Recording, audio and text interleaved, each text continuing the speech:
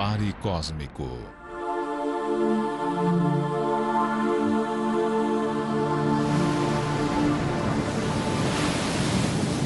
Ao explorarmos os céus, nosso sistema solar vai se tornando um território familiar. Está bem dentro de nossas possibilidades explorar todos os planetas que orbitam o Sol, seja com tripulação ou com robôs. Se existir neles vida extraterrestre, há uma forte possibilidade de que a encontremos nas próximas décadas. Mas parece muito improvável que encontremos vida extraterrestre inteligente. Para isto, temos de procurar muito mais longe, em outro sistema planetário, em torno de um outro Sol. A vida inteligente necessita do planeta certo e de tempo para se desenvolver. Porém, existe um vasto número de estrelas no céu. Tantas que a maioria dos cientistas agora acredita que deve existir vida extraterrestre inteligente em algum lugar. Temos hoje uma noite clara e eu consigo enxergar, não sei, talvez algumas centenas de estrelas a olho nu. Se eu tivesse um binóculo, enxergaria talvez dezenas de milhares. E isso é mais ou menos como o número de grãos de areia que eu tenho aqui na minha mão. Algumas dezenas de milhares, uma boa quantidade. Porém, na verdade, o número de estrelas em nossa galáxia, Via Láctea, nossos vizinhos cósmicos, equivalem a algo como 500 bilhões. E esse é o número de grãos de areia de toda esta praia. Isso é impressionante. Isso é um bocado de possíveis habitats para a vida, porém isto não é tudo. Existem outros 100 bilhões de galáxias, cada uma com 500 bilhões de estrelas. Isto significa que existem mais estrelas lá fora que não podemos ver do que grãos de areia em todas as praias da Terra. E de todas aquelas estrelas, mesmo que uma minúscula fração tenha planetas ao seu redor, será um bocado de planetas. E mesmo que uma minúscula fração daqueles planetas contenha vida, ainda será um bocado de vida. Não sabemos quantas estrelas realmente possuem planetas. Nosso Sol é uma estrela bastante comum, quer dizer, em termos de tamanho e luminosidade, ele está dentro da média. Então, vamos ser conservadores. Digamos, olha, o ET vai estar num planeta em torno de uma estrela como o nosso Sol. Isto representa uma entre 10 estrelas da galáxia, o que só aí já significa 50 bilhões. 50 bilhões de estrelas poderiam ter planetas com vida, e isto apenas na nossa galáxia. Só recentemente é que os astrônomos se deram conta de quantos lugares podem conter vida no cosmos. Uma única estrela poderia facilmente ter 10 planetas à sua volta. Cada planeta, 10 luas. Entre as luas e os planetas estão os asteroides, cometas e o cascalho cósmico. E entre as estrelas existem vastas nuvens de gás nebuloso, gerando novas estrelas.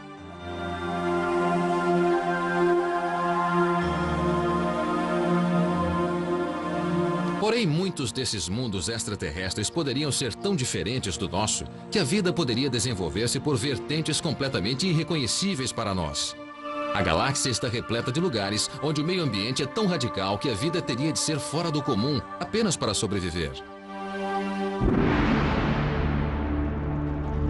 Pode haver lugares que não passam de montes de lava derretida flutuante, criados por explosão de estrelas. A radiação seria tão intensa que suas superfícies ficariam incandescentes.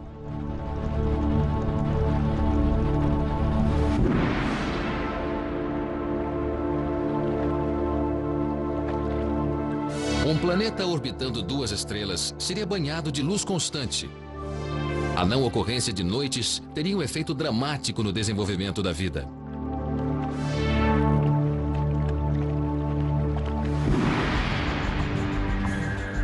Imaginem um planeta completamente sem atmosfera. Talvez toda a água esteja dentro de compostos minerais e criaturas cristalinas precisem sugar seus recursos dos minerais nas profundezas do planeta.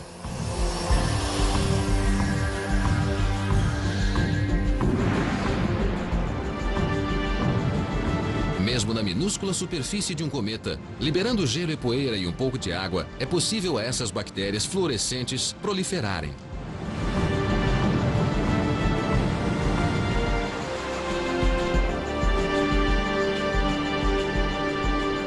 O universo é tão vasto que, embora os astrônomos não tenham dificuldade em conceber a existência de outros planetas, além do nosso sistema solar, até recentemente não tinham provas conclusivas de que eles realmente existissem.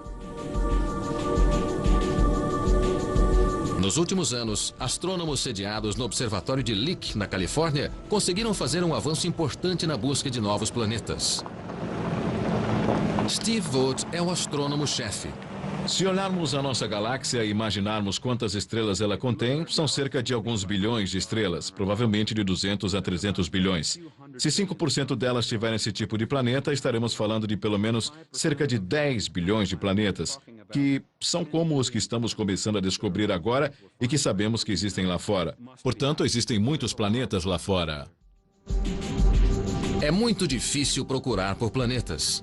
Mesmo com os maiores telescópios do mundo, não é só olhar o céu noturno para ver planetas orbitando outras estrelas, do mesmo modo que vemos Marte ou Vênus orbitando o nosso próprio Sol. Eles são apagados demais e distantes demais.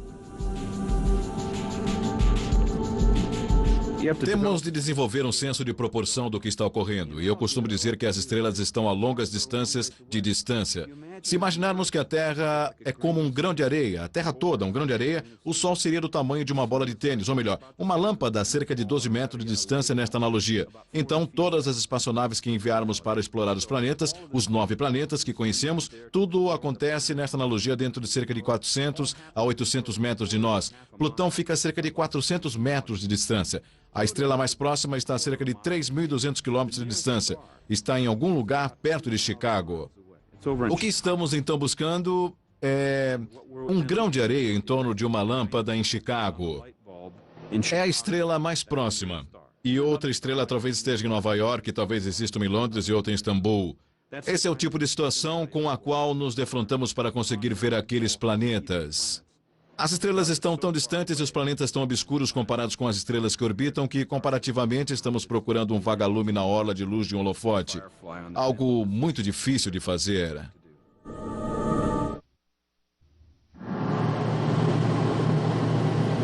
Este enorme telescópio de 3 metros é um dos mais potentes do mundo. Embora possa ver longe, nos ermos mais distantes da galáxia, o astrônomo Steve Ott e seus colegas estão se concentrando em alguns dos planetas mais próximos da Terra. Eles têm cuidadosamente apontado para estrelas estáveis, como o nosso Sol, que tem mais probabilidade de possuir planetas capazes de sustentar vida.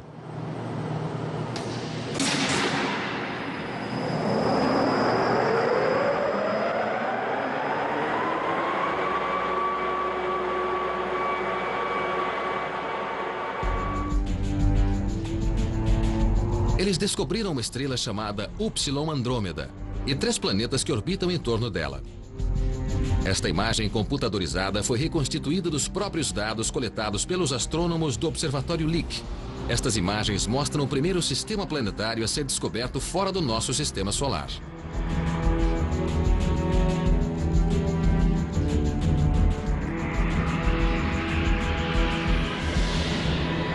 O passo lógico seguinte seria enviar uma sonda a estes novos mundos e coletar mais informação. Mas isto apresenta um pequeno problema. O planeta conhecido mais próximo fica a cerca de 15 anos-luz de distância. Portanto, a luz leva 15 anos para viajar daquele sistema planetário até nós. Podemos imaginar uma espaçonave atingindo talvez 1/100º da velocidade da luz. Nessa velocidade, essa espaçonave levaria então aproximadamente 1.500 anos para chegar àquele sistema. Então, as distâncias que temos de viajar são longas e mesmo a velocidades altíssimas, estamos falando de centenas a milhares de anos para enviar uma sonda robô a esses lugares. A caçada a novos sistemas planetários é apenas o começo. Esperam-se descobertas assombrosas para os próximos anos. Mas, por enquanto, estamos restritos a detectar apenas planetas maiores, gigantes como Júpiter, vastos, mundos enormes que tenham uma densa gravidade.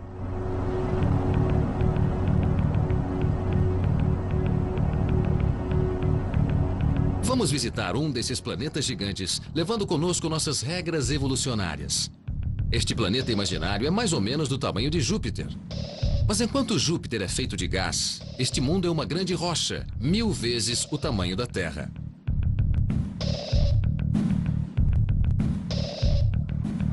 A gravidade é tanta que nada consegue crescer. Tudo se agarra ao solo. Criaturas rastejam pelo chão por trilhas de limo.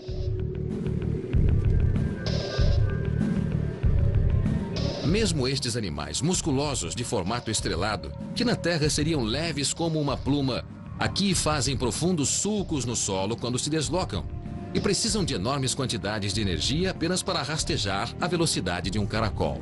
Eles conservam suas energias o máximo possível, movendo-se apenas uma vez por dia para um novo lugar de alimentação. Mesmo ficar imóvel exige grande quantidade de energia para compensar a elevada gravidade. Quando sentem a presença de comida, estas criaturas param e esperam. Isso poupa mais energia do que perseguir a presa. Minúsculas larvas insensíveis rastejam cegamente em sua direção e são apanhadas por uma delgada língua espinhosa.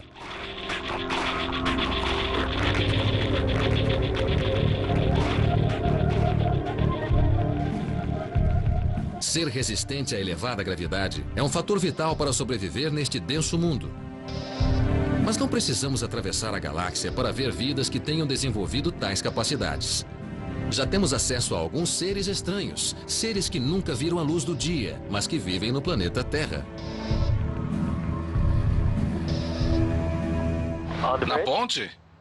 Sim. Estamos coletando alguma coisa neste instante. Ed Seidel e sua tripulação do aquário da Baía de Monte Rei estão flutuando na superfície do Pacífico, enquanto 1,5 km abaixo, um robô movido por controle remoto está caçando estranhos seres Acho que marinhos. vamos esperar até que o TC dê a volta. Eles estão tentando capturar uma anêmona. Ela pode parecer frágil, mas é bem mais resistente do que parece. Não está conseguindo. Muitas das criaturas que eles encontram nunca foram trazidas vivas à superfície antes. Então, a equipe está sempre experimentando novas ideias, como utilizar um coador de cozinha para colher o animal. A anêmona é uma estranha mistura de força e delicadeza. Um movimento em falso por parte do operador do robô poderia matar a criatura. Porém, por outro lado, a anêmona tem de ser forte para suportar o peso de mais de 1 quilômetro de água pressionando sobre seu corpo. Essa coisinha é realmente delicada, Phil. Para as criaturas que viajam neste robô submarino, esta é uma jornada para um mundo totalmente estranho. Para passá-las do submarino para os baldes de gelo que as aguardam no barco, cada segundo é vital, pois mesmo a temperatura confortável aos humanos na superfície é mortal para elas. Porém, curiosamente, o peso da pressão da água que acaba de ser removida não faz muita diferença. Para sobreviver a tamanha profundidade, elas desenvolveram ao máximo todos os espaços de ar que fariam um mergulhador humano explodir, caso retornasse à superfície tão rapidamente. Esta é a primeiríssima vez que este estranho ser marinho sentiu o calor da luz solar em suas costas. Ele não possui olhos, porque no lugar onde vive, a visão não é necessária. É possível que seres de um outro planeta sejam cegos também, caso tenham se desenvolvido num mundo de trevas. Portanto, estudar criaturas que vivem em meio ambientes diferentes da Terra é uma das melhores formas de se aprender sobre a evolução em condições extremas.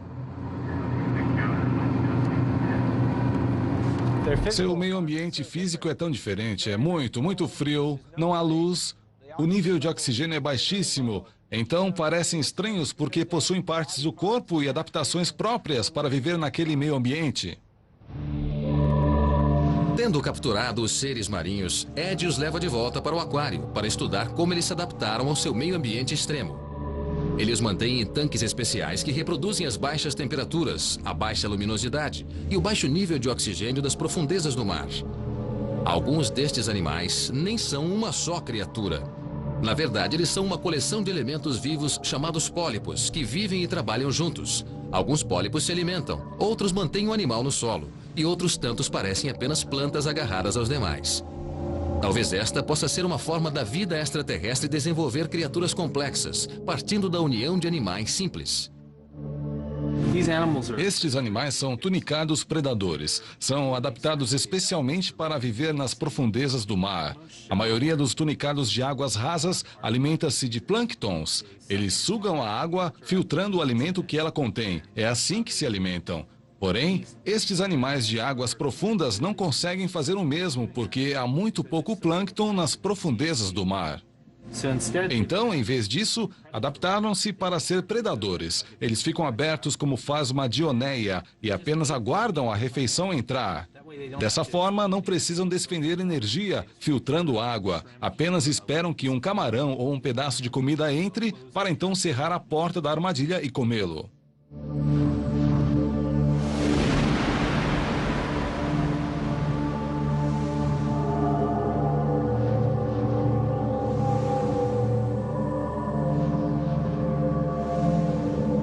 No planeta Terra, a vida existe no mar, na terra e no ar. Porém, imaginemos um mundo inteiro que se comporte como as profundezas do fosso de Monte Rei. Mas que não fosse nem oceano e nem terra. Apenas uma atmosfera tão densa que nela pudéssemos nadar.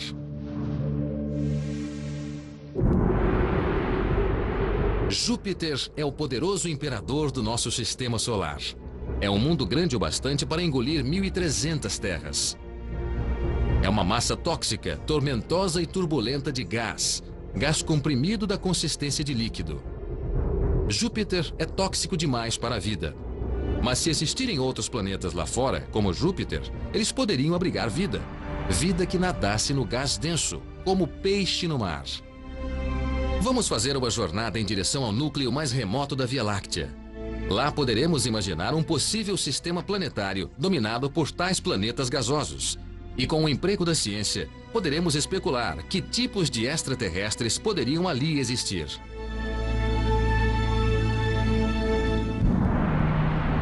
Imaginemos um planeta semelhante a Júpiter, o maior planeta do nosso sistema solar. Mas enquanto Júpiter é uma gigantesca bola de gás sem vida, este é um planeta onde a vida se desenvolveu. Sob grandes pressões, os gases se comportam exatamente como os líquidos. As criaturas aqui poderiam nadar e flutuar no ar. Embora um corpo humano pudesse ser esmagado na atmosfera, alta pressão não significa impossibilidade da existência de vida.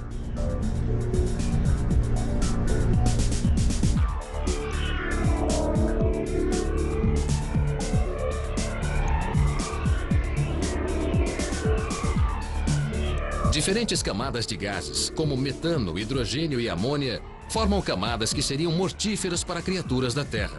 Porém, dentro do sistema nebuloso deste planeta, há um nicho onde a vida conseguiu se desenvolver. Estes são predadores flutuantes, gigantes, enormes bolsas cheias de hidrogênio pressurizado, que levam uma vida precária entre camadas de gases tóxicos. Se flutuarem muito alto, a pressão poderia fazê-los explodir. Se flutuarem muito baixo, pereceriam nas camadas tóxicas inferiores. A vida é uma constante luta de flutuabilidade. E para poupar energia, eles adotam uma política de alimentar-se à deriva, exatamente como os tunicados predadores da Baía de Monte Rei.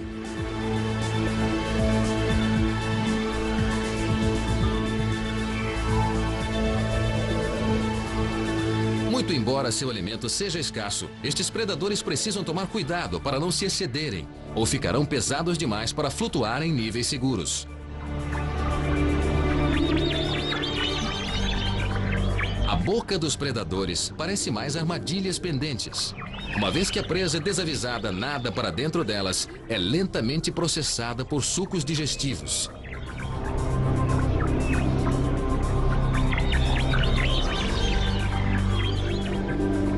Por incrível que pareça, estas criaturas não são fantasias infundadas. Este é um caminho possível que a evolução poderia realmente tomar num planeta como esse. Extraterrestres como estes são fascinantes e possíveis, mas por alguma razão, eles também são insatisfatórios para os humanos. As pessoas querem extraterrestres que possam contatar e com quem possam se comunicar. Talvez por isso os extraterrestres de nossas fantasias não sejam tão estranhos. Em algum ponto entre o que a ideia que a ciência faz da possível aparência de um extraterrestre inteligente e a nossa própria expectativa, está o modelo dos extraterrestres de Hollywood. Os artistas que criam os ETs dos filmes têm de obedecer a um roteiro. Eles inventam criaturas que fazem sentido do ponto de vista humano. Então talvez não seja surpresa que o ponto de inspiração em geral seja uma criatura que já conheçamos. Extraímos muitas referências do mundo real. Se olharmos os insetos, é difícil encontrar qualquer coisa mais fascinante sobre a Terra. Se simplesmente aumentarmos um inseto, é interessante, mas sua execuibilidade começa a ruir no mesmo instante. Então a primeira coisa que fazemos é brincar com as proporções e começamos a modificá-los de uma forma que se apliquem à cena do filme. O objetivo é fazer o espectador relacionar-se com os personagens extraterrestres. A maioria dos ETs dos filmes é idealizada para nos assustar. E os conceitos mais assustadores provêm, em geral, dos nossos próprios temores e da nossa própria concepção. O filme Fogo no Céu é supostamente a história real de um homem, Travis, sendo abduzido por extraterrestres. O comandante deles, Doc, é basicamente um humanoide.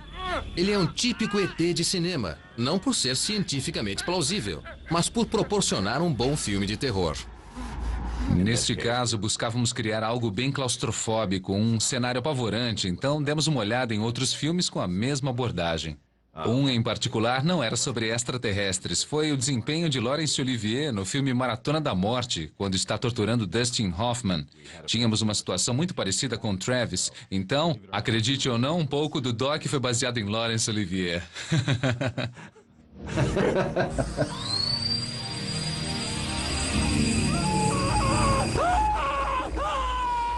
A outra razão de se manter extraterrestres com cabeças, braços e pernas reconhecíveis é a necessidade de obter deles um desempenho. Doc não é nenhum Laurence Olivier, mas se não tivesse cabeça, olhos e boca, o público teria muito mais dificuldade para entendê-lo. Nós utilizamos o comportamento humano como referência, então muitas vezes eles adquirem características humanas, mas isto dá ao público uma base para formar uma opinião sobre o que esse extraterrestre está fazendo ou pensando. No caso do Doc, Mark criou sua aparência de um rosto humano real e depois foi distorcendo as feições até obter o sinistro mutante humanoide apropriado. É uma batalha para manter seu ET diferente o bastante para parecer extraterrestre, porém, humano o suficiente para podermos interpretar sua linguagem corporal. Esta foi uma versão onde experimentamos colocar uma perna de cão num extraterrestre só para torná-lo um pouco menos humano. Em 1992, não possuímos a tecnologia para realizar isso. Ainda utilizávamos um boneco e hoje faríamos através de computação gráfica e não ficaríamos restritos a alguns dos problemas físicos que encontramos na época. Quando temos liberdade de orçamento e com a tecnologia que temos à nossa disposição agora, podemos fazer praticamente qualquer coisa que alguém possa imaginar. Então, o futuro dos extraterrestres fica, de repente, muito ampliado e acho que iremos ver algumas coisas novas, realmente fascinantes.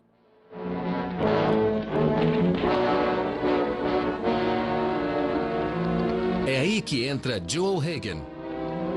Ele é um antropólogo e artista espacial da NASA. Trabalhando em seu refúgio cheio de dispositivos, ele esculpe crânios extraterrestres e sonha com entranhas extraterrestres. Por seu trabalho junto à NASA, Joel sabe tudo sobre ambientes de outros mundos. Ele aplica esse conhecimento para criar esculturas de extraterrestres plausíveis. Seus desenhos são baseados nas leis físicas conhecidas, porém, temperados com uma boa dose de liberdade artística. Joel participa de um jogo com suas criações. Induzindo o espectador a dar o salto da vida terrena para a vida extraterrestre, ele tenta abrir nossas mentes à possibilidade de vida fora da Terra. Estou tentando achar um equilíbrio entre ser totalmente teórico sobre qual seja a aparência de uma forma de vida extraterrestre e, nesse caso, meus verdadeiros sentimentos são de que eles talvez sejam tão diferentes e tão irreconhecíveis que seria o mesmo que o espectador assistir a algo talvez como isto, que não teria muita graça. Começo com alguns elementos conhecidos para que ambos tenhamos um parâmetro de referência. É apenas um ponto de partida para que ambos possamos jogar o mesmo jogo. Joel não esculpe apenas crânios. Seus trabalhos mais recentes o conduziram às profundezas de corpos extraterrestres. Quando pensamos em ETs, costumamos nos concentrar em sua aparência externa. Mas e quanto à sua parte interna? Como seria? Talvez tenham apenas interiores e nada no exterior? Tudo é possível. Depende apenas do meio ambiente.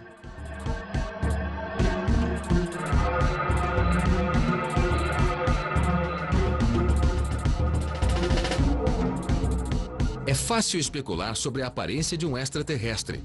Mas será que saberíamos se o víssemos de verdade? Talvez seja muito difícil para nós, num planeta completamente extraterrestre, conseguirmos reconhecer uma forma de vida, conseguir determinar se alguma coisa baseada em outra química está viva. Talvez não esteja voando, andando ou falando conosco ou fazendo ruídos. Pode estar apenas existindo e nós teremos que redefinir completamente o nosso conceito do que é vida. Seria muito fácil se alguma coisa simplesmente andasse até nós e se sacudisse diante da câmera, mas se não for assim, acho que seria muito difícil dizer simplesmente, bem, este lugar está morto. Marte pode estar morto, mas também é possível que tenhamos de encontrar uma definição de vida mais ampla. Acho que se estamos vendo alguma coisa neste planeta, estamos vendo como a vida é obstinada e como ela é determinada a agarrar qualquer pouquinho de fluxo de energia e aplicá-lo a qualquer pequeno nicho disponível para que sobreviva. Vida não parece ser aquela coisa frágil e improvável que pensávamos outrora, porém, algo que, quando lhe é dado a menor chance, é inexorável. Toda a vida que nós conhecemos tem por base o carbono. Então, para algo como o silício vir a substituí-lo, um planeta teria de ter se desenvolvido há muito mais tempo do que a Terra. E isto talvez exista na parte mais antiga da galáxia, no núcleo. Para fazer vida silícica se desenvolver no nosso mundo, teríamos de isolar o carbono. Do contrário, o carbono simplesmente prevaleceria. Imaginem um mundo do mesmo tamanho da Terra. Ele gira ao redor de um par de estrelas, não de apenas uma como no nosso caso. Mas a grande diferença é que todo o carbono está preso debaixo de uma superfície arenosa, de silício. Levará algum tempo, mas talvez, apenas talvez, a vida ali venha a se desenvolver.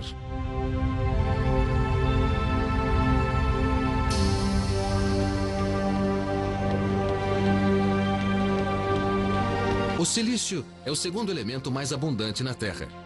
E alguns dos organismos da Terra, como os plânctons, possuem dentro deles tanto silício quanto carbono. Na verdade, o silício é tão semelhante ao carbono que há muito ele é considerado uma possível alternativa como base para a vida. Mas seria vida na sua trajetória mais lenta. Neste mundo, o carbono está armazenado no subsolo. A superfície é feita de compostos de silício, como a areia. Este silício combina com o oxigênio da atmosfera para formar os blocos que constituem enormes árvores cristalinas.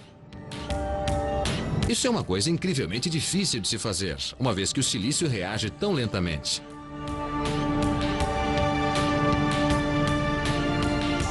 Porém, com tempo e energia suficientes, isto é exatamente o que poderia acontecer. Quando o carbono forma complexas moléculas que se tornam parte de um ser vivo, ele forma laços flexíveis. Isto significa que a vida na Terra é adaptável e maleável. Porém, os laços químicos formados pelo silício são tão fortes e apertados que as criaturas silícicas são extremamente rígidas. Mesmo com ventos produzidos por furacões, as árvores não vergam. Suas vagens cristalinas simplesmente se partem como estalactites.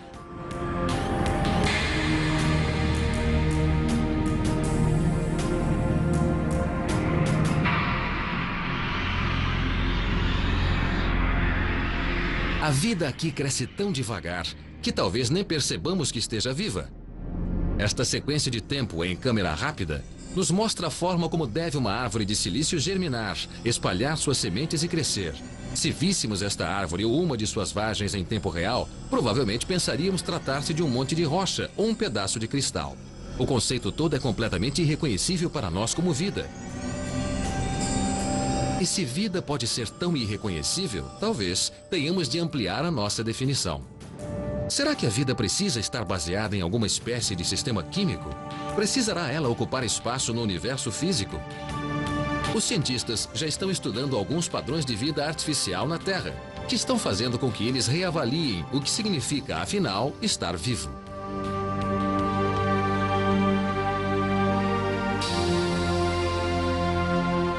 Chris Adami é a versão de Los Angeles de Deus. Cada vez que aperta um botão do seu computador, ele cria um mundo e dá início a todo um sistema evolucionário de criaturas.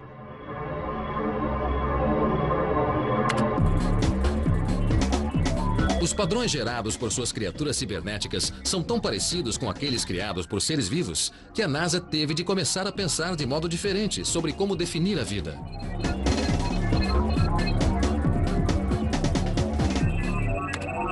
Esta é uma forma de vida que vive apenas como um registro de computador.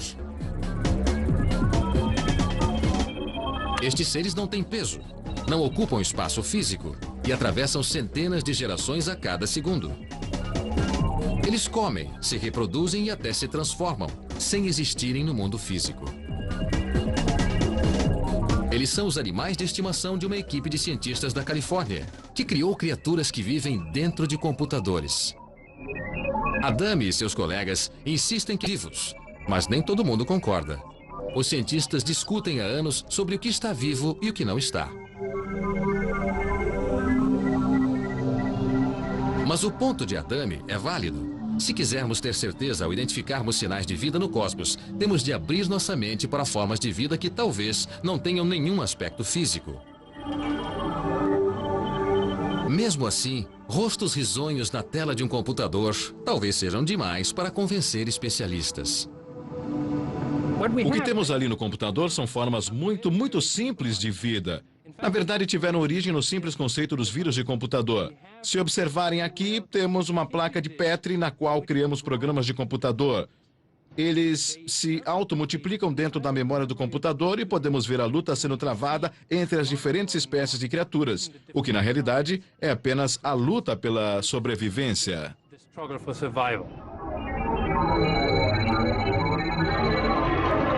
Estas são bactérias de verdade, lutando pela sobrevivência no mundo real. Como seres artificiais no computador, elas também são uma forma muito primitiva de vida.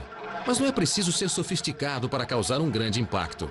Bactérias são uma das mais eficazes formas de vida do nosso mundo. O tipo de vida que se desenvolve num certo sentido sempre refletirá o mundo no qual ela vive. Então, não devemos ficar muito surpresos, por exemplo, com o tipo de criaturas que rastejam neste mundo.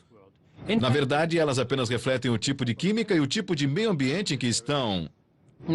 Agora, as criaturas dentro do computador, elas também refletem o mundo no qual se desenvolvem.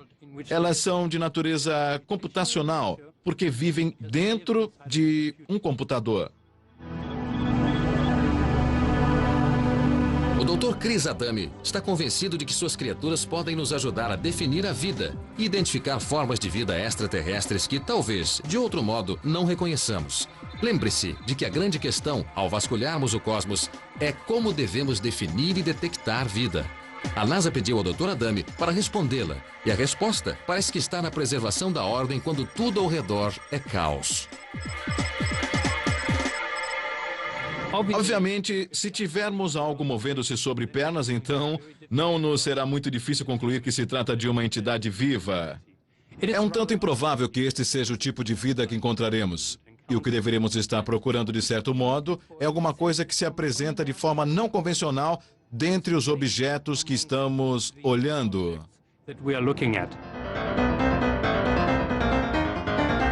Trata-se da natureza. Esses padrões provêm todos de sistemas vivos, não extraterrestres, mas terráqueos. Todos eles apresentam uma certa ordem que é resguardada contra imprevistos. Coisas mortas têm uma tendência natural de se desfazer. Porém, as coisas vivas crescem.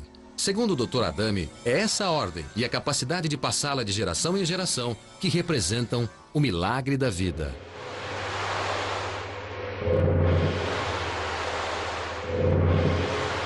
Se temos uma teoria que não faz referência a determinados elementos químicos, mas apenas as suas propriedades estatísticas, então tal definição da vida talvez venha, na verdade, nos ajudar a tentar entender formas de vida diferentes daquelas encontradas na Terra.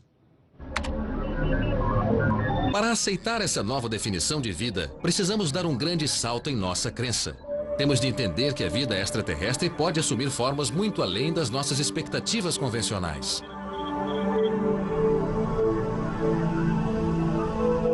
E quando estamos num planeta a muitos milhões de quilômetros do nosso, temos de estar preparados para qualquer coisa. Vida extraterrestre pode se apresentar tão grande que não a reconheçamos, ou tão minúscula que não a percebamos. Talvez tenhamos de olhar proporções físicas ou dimensões completamente diferentes das que estamos acostumados, ou mesmo diferentes escalas cronológicas. Este planeta imaginário abriga uma forma de vida transitória que somente podemos detectar com uma luz bruxuleante sobre paredes cavernosas. Mas talvez este ser, na realidade, sejam milhões e milhões de criaturas efêmeras.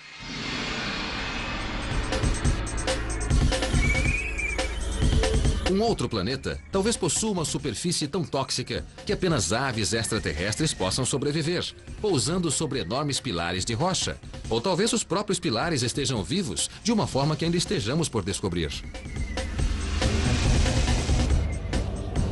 Este jovem planeta possui uma camada de bactérias simples, agarrando-se ao cume das montanhas, acima de nuvens tóxicas. É provável que este seja um cenário comum de vida extraterrestre em suas primeiras etapas. Mas e quanto a formas avançadas de vida? Se viermos a encontrar um extraterrestre, será ele alguém com quem possamos conversar? Ou serão apenas algumas bactérias? Vamos retornar à Terra e olhar mais uma vez ao nosso próprio padrão de evolução.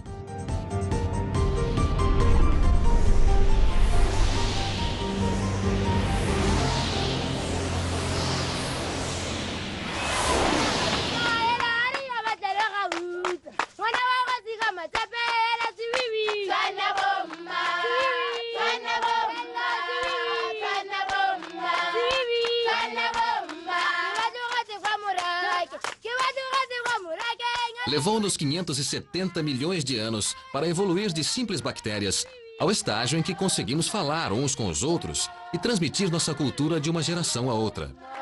Não dependemos mais dos instintos. Ensinamos nossas crianças a ser como nós.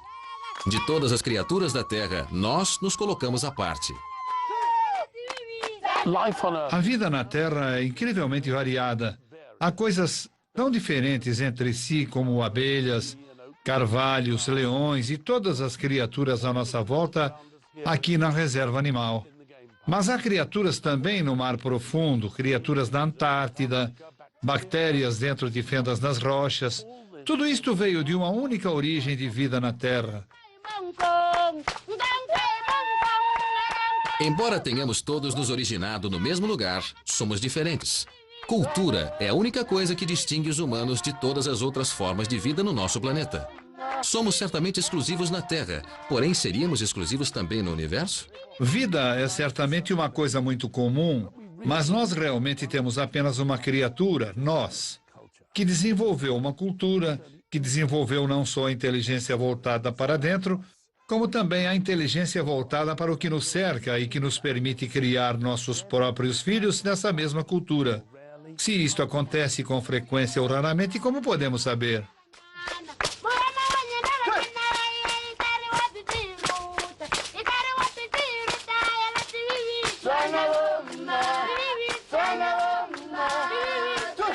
Este é o próximo grande desafio do nosso safari cósmico, a busca de inteligência extraterrestre.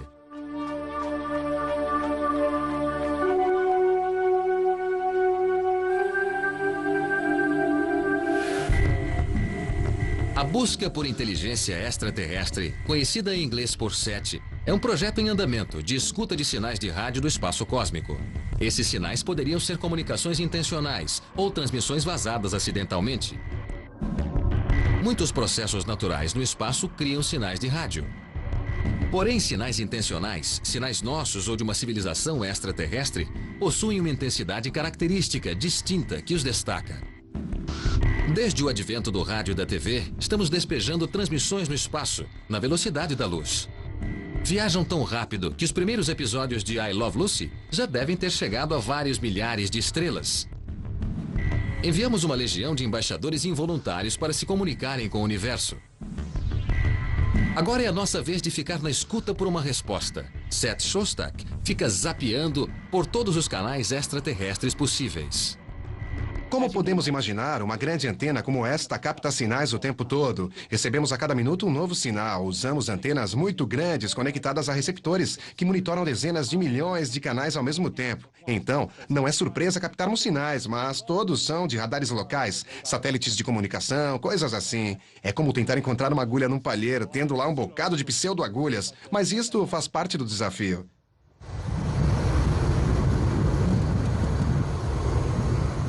Há provavelmente dezenas de bilhões de planetas lá fora, só na nossa galáxia, que são adequados à vida, e provavelmente uma grande parcela deles desenvolveu a vida. Mas, sabe, a vida não teria graça se não tentássemos encontrar ETs.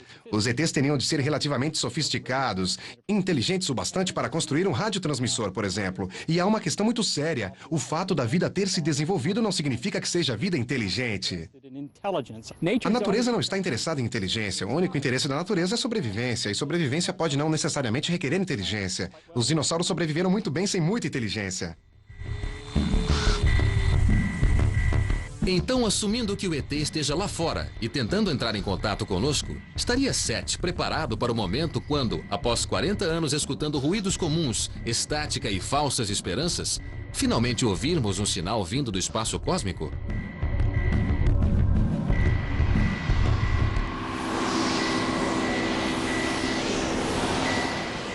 Então, se ouvirmos o ET, a primeira coisa que irá acontecer é que teremos uma grande notícia científica. Irá, naturalmente, tomar conta da mídia, mas e depois? Bem, daquele ponto em diante, iríamos construir um equipamento realmente muito maior do que esta coisa aqui e aguardar mensagens, porque seria necessário um instrumento maior para localizá-las. A mensagem é muito mais difícil de encontrar do que apenas sinais. Se pudermos localizá-la, se começarmos a receber os bips, aí então teremos um projeto que poderia levar 1 ano ou 1000 para tentarmos decifrar o que o ET está dizendo. Se eles nos facilitarem as coisas, poderemos talvez entrar em contato com uma civilização que esteja muito à frente da nossa e que poderá nos passar uma porção de coisas interessantes. Quero dizer que poderemos abreviar uma boa parte da história se um dia chegarmos a compreender isso. Por outro lado, podemos jamais compreendê-la, mas ficaremos sabendo alguma coisa sobre o nosso lugar no universo. Se existir vida lá fora, vida inteligente, poderá ser tão avançada, tão sofisticada em sua evolução e tecnologia, que novamente talvez nem a notemos. Ondas de rádio podem muito bem ser tecnologia obsoleta para uma civilização adiantada. Ou talvez eles se ocultem com muita habilidade, observando-nos, acompanhando nosso desenvolvimento primitivo. Os extraterrestres poderiam estar fazendo o seu próprio safari cósmico. Tenhamos em mente que nós somos os recém-chegados no bairro galáctico. A Terra está aqui há 4,5 bilhões de anos, porém, a galáxia existe há talvez 10 ou 12 bilhões de anos. Portanto, devem existir civilizações bem mais adiantadas do que a nossa, e eu não estou me referindo a 100 ou 1000 anos. Estou falando de bilhões de anos mais adiantados do que nós. Então, deve haver moradores bem antigos vivendo nesse bairro. Gostamos de imaginar que a raça humana é muito inteligente e que temos o nosso mundo sob controle. Mas a verdade é que nossa sobrevivência ainda está ameaçada por desastres naturais, como terremotos, impacto de asteroide e, por fim, o fato de que o nosso Sol não durará para sempre. Quando começar a se apagar, o mesmo se dará com a Terra. Talvez em alguma parte antiga da galáxia exista uma civilização que tenha superado essa catástrofe final, o desaparecimento de sua estrela.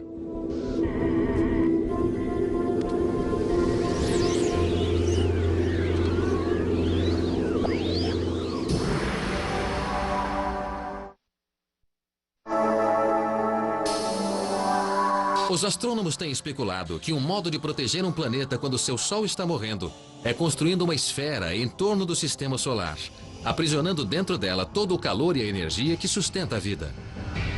O ponto de luz ardente ao centro é tudo o que resta desse desgastado Sol extraterrestre. Em seus derradeiros dias, ele provê tão pouca energia que a construção dessa enorme estrutura era a única opção de sobrevivência. Quanto aos próprios extraterrestres, são difíceis de serem vistos. A vida aqui se tornou tão dependente da tecnologia que os extraterrestres transformaram-se em estranhos híbridos de máquina e vida orgânica, ciborgues. Aqui está o planeta, onde eles primeiro evoluíram. É muito parecido com a Terra, porém, ao redor eles construíram sistemas de transporte que torna fácil entrar e sair da órbita. Esta é uma raça de turistas cósmicos. E para facilitar a viagem através do universo, eles construíram nodos conectados a portais no espaço.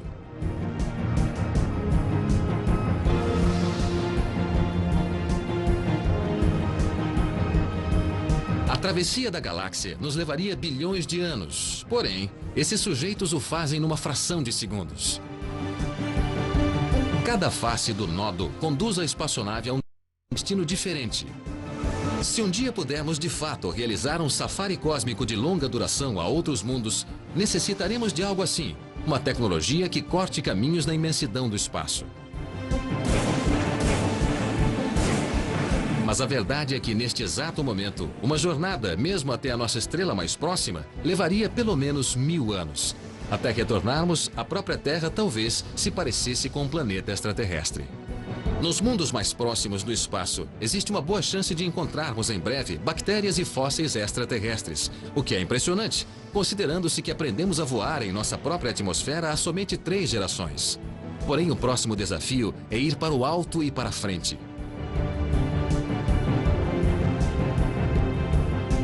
Tudo isso pode parecer ficção científica, mas na verdade, a teoria científica sugere que pode haver realmente outros seres inteligentes no universo, em algum lugar.